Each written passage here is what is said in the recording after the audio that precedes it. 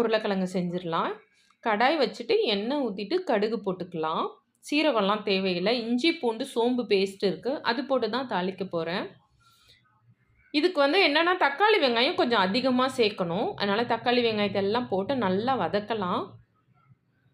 இது கூட தேவையான அளவு இஞ்சி பூண்டு சோம்பு பேஸ்ட் போட்டுக்கலாம்.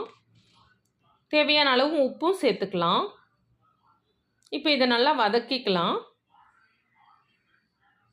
ஆடி கிருத்திகை, ஆடி அமாவாசைன்னு ஒவ்வொரு நாளும் ஏதாவது ஒன்று பிஸியாக இருந்துக்கிட்டே இருக்கும் ஆடி மாதம் வந்தால். இப்போ உருளைக்கிழங்கு வேக வச்சு தோல் எடுத்து வச்சுருக்கேன். இது கூட தேவையான அளவு குழம்பு மிளகாத்தூள் சேர்த்துக்கலாம்.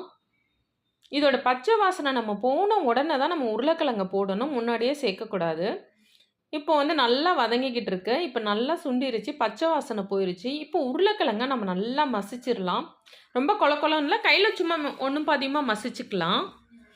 இப்போ வந்து மசிச்சுட்டு அந்த தக்காளி வெங்காயம் வதக்கணும் இல்லையா, அது கூட சேர்த்துக்கலாம். தக்காளி வெங்காயம் நல்லா வதக்கிட்டு கடுகு போட்டுட்டு தக்காளி வெங்காயம் வதக்கிட்டு இஞ்சி பூண்டு சோம்பு பேஸ்ட்டு போட்டுட்டு தேவையான அளவு உப்பு சேர்த்துட்டு குழம்பு மிளகாத்தூள் சேர்த்துட்டு நல்லா வதக்கி பச்சை வாசனை போன உடனே இந்த உருளைக்கிழங்கையும்